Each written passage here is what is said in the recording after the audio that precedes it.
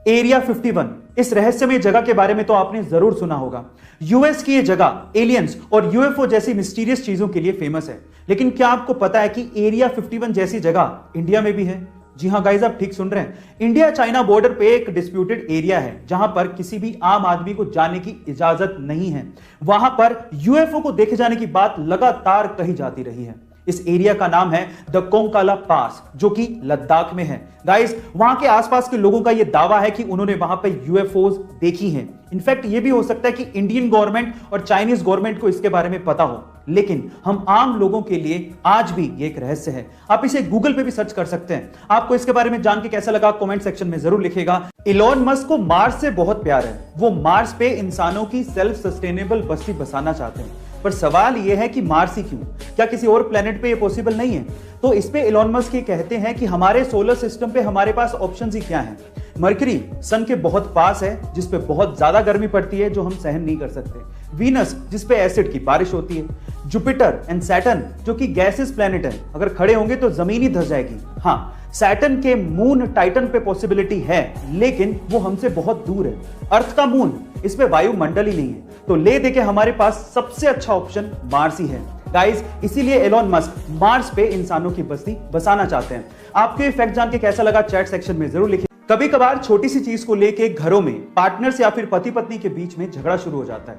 हमारे opinions match नहीं करते और इसीलिए हम लोग आर्ग्यूमेंट करना शुरू कर देते हैं और सेल्फ कंट्रोल ना होने की वजह से स्थिति बद से बदतर होती चली जाती है। और अगर आप ऐसी सिचुएशन से बचना चाहते हैं तो सबसे पहले जैसे ही आपको महसूस हो कि आर्ग्यूमेंट या झगड़ा शुरू होने वाला है, अपने आप को 10 मिनट के लिए उस सिचुएशन से दूर कर लीजिए और कम से कम 10 मिनट तक आप किसी भी बात का जवाब ना दीजिए। और हो सके तो बाथरूम जाइए और उस हाथ से ब्रश कीजिए जनरली जिस हाथ से आप ब्रश नहीं करते हैं, जिससे आपका दिमाग उस प्रॉब्लम को एक नए सिरे से सोचेगा और हो सकता है कि आपको सॉल्यूशन भी मिल जाए और आपका इससे सेल्फ कंट्रोल भी बढ़ना शुरू हो जाएगा।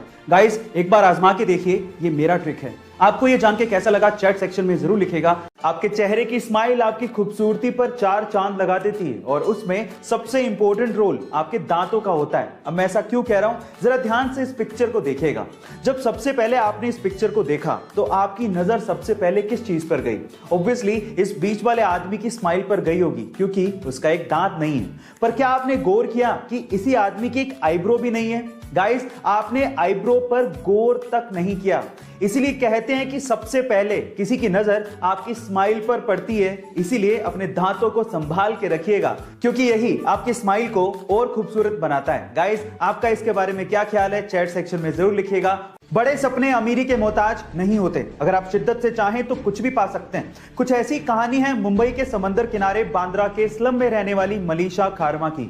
मलीशा सुपर मॉडल बनना चाहती हैं। स्लम में रहने के बावजूद भी उनकी इंग्लिश सुन के आप लोग भी चौंक जाएंगे। मलीशा के सपनों को पहली उड़ान तब मिली जब हॉलीवुड फिल्म स्टेप अप के एक्टर रॉबर्ट हॉफमैन से उनकी मुलाकात हुई। मुंबई घूमने आए रॉबर्ट हॉफमैन इस बच्ची से इतना प्रभावित हुए कि उन्होंने इस बच्ची का इंस्टाग्राम पे अकाउंट बनाया, अपने साथ कुछ वीडियो शूट की और उसके बाद इंस्टाग्राम पे अपलोड की और फिर इस बच्ची को प्रिंसेस ऑफ स्लम नाम भी दिया। और आज इस बच्ची के इंस्टाग्राम पे 1.5 लाख से ज्यादा फॉलोवर्स हैं। और तो और एक फैशन मैगजीन ने मलीशा को उसके कवर पेज पर जगह भी दी। गाइस, वो उसके लिए सबसे सुनहरा दिन था।